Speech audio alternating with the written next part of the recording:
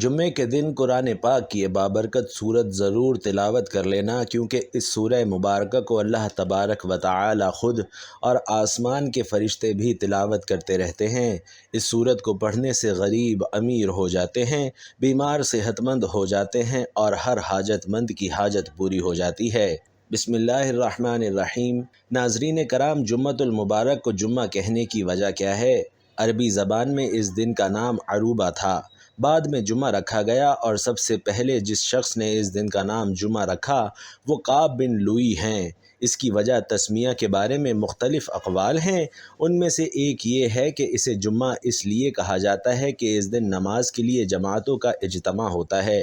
مفتی احمد یار خان نعیمی رحمۃ اللہ علیہ فرماتے ہیں کہ چونکہ اس دن تمام مخلوقات وجود میں اکٹھی ہوئیں اور اس دن تکمیل خلق ہوئی، نیز حضرت آدم علیہ السلام کی مٹی بھی اسی دن جمع ہوئی، اور اسی دن تمام لوگ اکٹھے ہو کر صلاۃ الجمعہ پڑھتے ہیں۔ اس جہت سے اس دن کو یوم جمعہ کہا جاتا ہے۔ اسلام سے پہلے اہل عرب اسے عروبہ کہتے تھے۔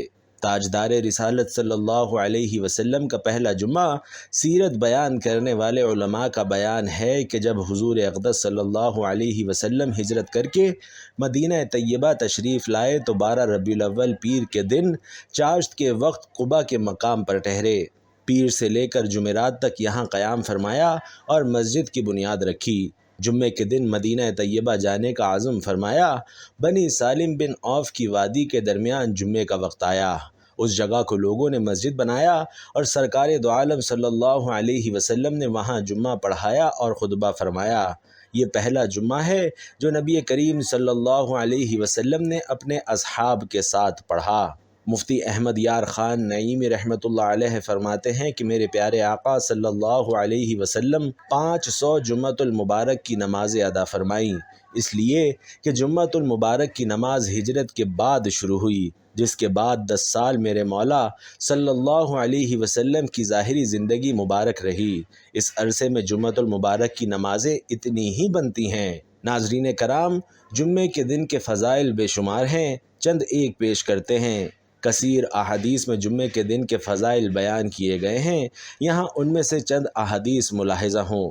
حضرت سیدنا سلیمان رضی اللہ تعالی عنہ سے روایت ہے کہ آخری نبی صلی اللہ علیہ وسلم نے فرمایا کہ جو شخص جمعۃ المبارک کے دن غسل کرے اور طہارت اور نفاست حاصل کرے، جس قدر ممکن ہو تیل لگائے اور خوشبو ملے جو گھر میں میسر ہو، پھر گھر سے نماز کے لیے نکلے اور 2 آدمیوں کے درمیان اپنے بیٹھنے یا گزرنے کے لیے شگاف نہ ڈالے، پھر نماز پڑھے جو مقرر کر دی گئی ہے، پھر جب امام نماز پڑھے تو خاموش نماز کی حالت کے مثل بیٹھا رہے، تو اس کے وہ تمام گناہ جو ایک جمعۃ المبارک سے دوسرے جمعۃ المبارک تک اس نے کیے وہ معاف کر دیے جائیں۔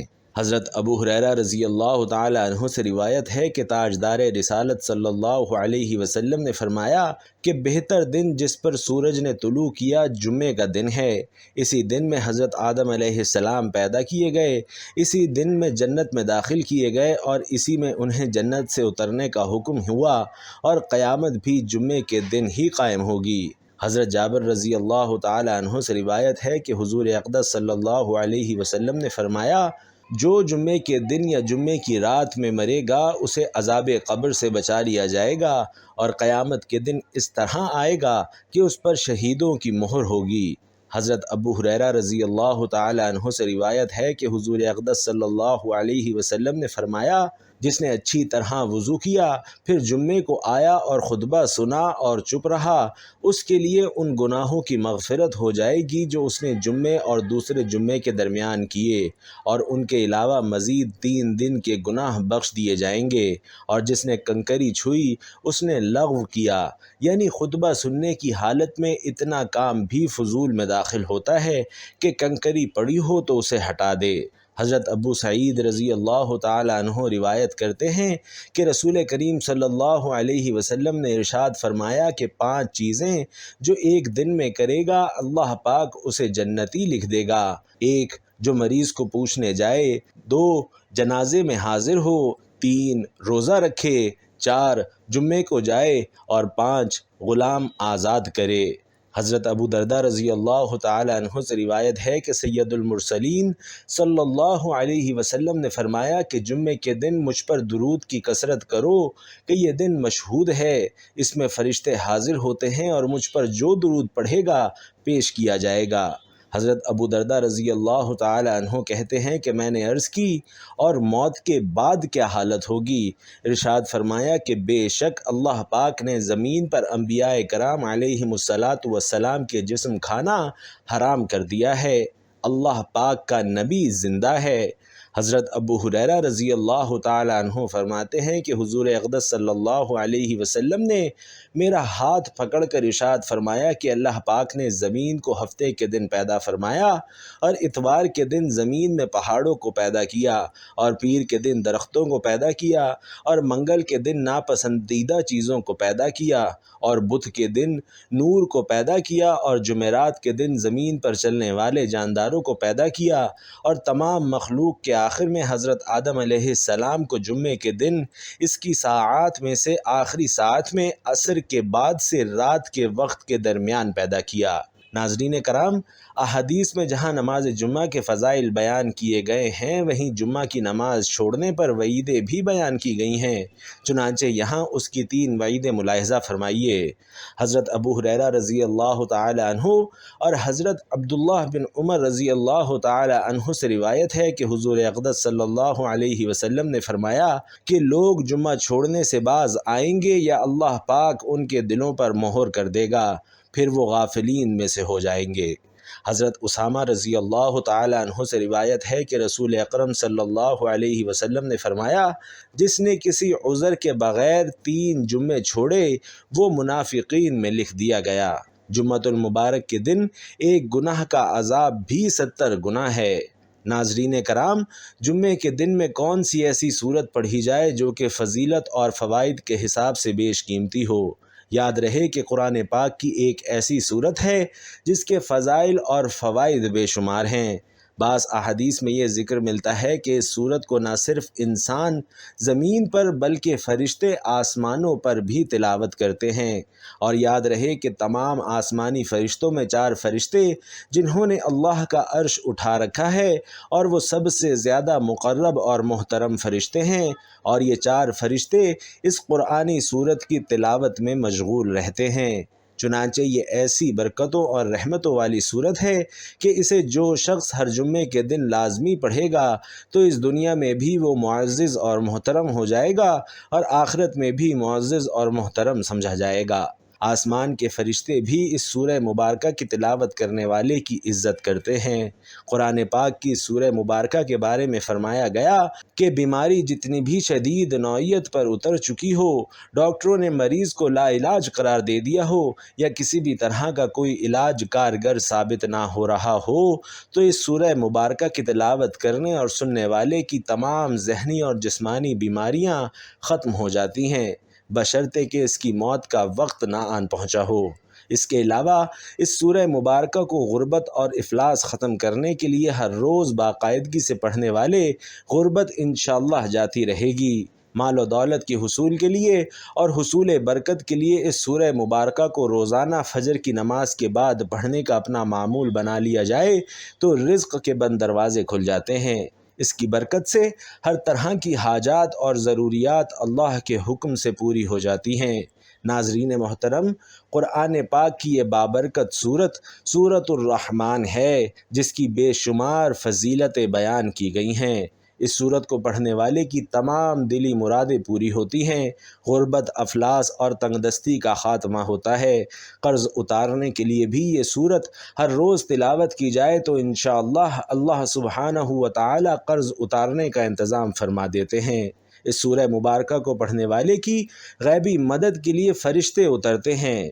ناظرین محترم، سورہ رحمان کو اس حوالے سے بھی بہت بڑی فضیلت حاصل ہے کہ جتنے بھی دماغی اور ذہنی امراض کے مریض ہیں، اور یہ بات بار بار کے مشاہدات سے ثابت شدہ ہے کہ ایسے مریض جو کوما میں ہیں، فالج میں ہیں، جن کو بار بار دماغی دورے پڑتے ہیں، جن پر غشی کے دورے پڑتے ہیں الغرض ہر طرح کے دماغی اور جسمانی امراض کے لیے ہر روز 3 بار یعنی صبح، دوپہر اور شام اس سورہ مبارکہ کی تلاوت کر لی جائے، اور اگر مریض خود تلاوت نہیں کر سکتا تو اسے اس کی تلاوت دن میں 3 مرتبہ سنا دی جائے، تو اس تلاوت کی برکت سے چند ہی دنوں میں اس کی بیماری میں نمایاں کمی واقع ہونے لگتی ہے۔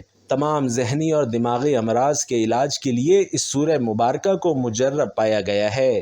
اس کے علاوہ جادو، ٹونے، حسد اور کسی بھی قسم کے کیے کرائے کے لیے اس سورت کی تلاوت بے حد فوائد اور برکات کی حامل ہے۔ آئیے آج کا سورہ رحمان کا جمعے کا بابرکت دن کا وظیفہ بھی ملاحظہ فرما لیجئے۔ یہ وظیفہ اور یہ عمل آپ جمعے کے دن کسی بھی وقت کر سکتے ہیں۔ شب جمعہ یعنی جمعرات اور جمعے کی درمیانی شب بھی یہ عمل آپ کر سکتے ہیں۔ کسی بھی نماز کے بعد یا پھر نماز جمعہ کے بعد باوضو حالت میں جائے نماز پر بیٹھ کر یہ عمل کریں۔ جمعے کے دن آپ اس عمل کو فجر کی نماز کے بعد بھی کر سکتے ہیں، جمعے کی نماز کے بعد عصر، مغرب یا پھر عشاء کی نماز کے بعد بھی کر سکتے ہیں۔ باوضو حالت میں جائے نماز پر بیٹھ کر سب سے پہلے آپ نے 3 بار درود پاک پڑھ لینا ہے۔ درود شریف ناظرین آپ کوئی سا بھی پڑھ سکتے ہیں، چاہے تو آسان اور مختصر سا درود صلی اللہ علیہ وسلم یا صلی اللہ علی محمد پڑھ لیں، لیکن اگر آپ درود ابراہیمی پڑھتے ہیں تو یہ سب سے زیادہ بہتر ہے۔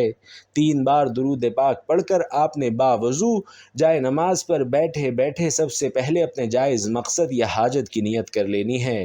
اگر آپ کو روپے پیسے کی فوری اور ارجنٹ ضرورت ہے تو اس کی نیت کر لیں۔ اگر آپ اپنا ذاتی مکان خریدنا چاہتے ہیں تو اس کی نیت کر لیں۔ اگر آپ گاڑی چاہتے ہیں، اچھا رشتہ چاہتے ہیں، ملازمت میں ترقی چاہتے ہیں، پسند کی شادی کا ارادہ ہے یا کسی کے دل میں اپنے لیے محبت پیدا کرنا چاہتے ہیں، قرض کی ادائیگی کے لیے وظیفہ کر رہے ہیں یا پھر کسی بھی اپنے مقصد کے لیے یہ وظیفہ کر رہے ہیں، تو اس مقصد کو اپنے ذہن میں تصور کریں اور یہ وظیفہ شروع کر دیں۔ اور سب سے پہلے آپ نے تعوذ اور تسمیہ یعنی اعوذ باللہ من الشیطان الرجیم اور بسم اللہ الرحمن الرحیم پوری پڑھ لینی ہے۔ اس کے بعد آپ نے اپنے ہاتھوں کی انگلیوں پر گن کر 33 مرتبہ سبحان اللہ پڑھنا ہے۔ اس کے بعد 33 مرتبہ ہی الحمدللہ اور پھر 34 مرتبہ اللہ اکبر کر لینا ہے۔ ناظرین اس عمل کو تسبیح فاطمی بھی کہا جاتا ہے۔ تسبیح بی بی فاطمہ رضی اللہ تعالی عنہا بھی نہایت ہی فضیلت اور برکت والی تسبیح ہے۔ تسبیح فاطمہ کے بعد آپ نے پھر سے 3 بار درود پاک پڑھ کر 1 مرتبہ سورۃ الرحمن کی تلاوت کرنی ہے۔ آپ چاہیں تو موبائل فون سے دیکھ کر بھی سورۃ الرحمن کی تلاوت کر سکتے ہیں، یا پھر اگر آپ کے پاس پنج سورہ ہے یا پھر آپ قرآن کریم کھول کر اس کے 27ویں پارے میں 55 نمبر سورت نکال لیں۔ یہ سورۃ الرحمن ہے اور قرآن پاک کو اپنے سامنے کسی رحل وغیرہ پر رکھ کر اور قرآن پاک سے دیکھ کر بھی سورۃ الرحمن کی تلاوت کر سکتے ہیں۔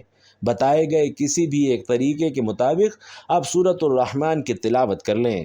سورۃ الرحمن صرف 1 مرتبہ پڑھنی ہے اور سورۃ الرحمن پڑھنے کے بعد 3 بار درود پاک بھی لازمی پڑھنا ہے جو آپ نے عمل شروع کرنے سے پہلے پڑھا تھا۔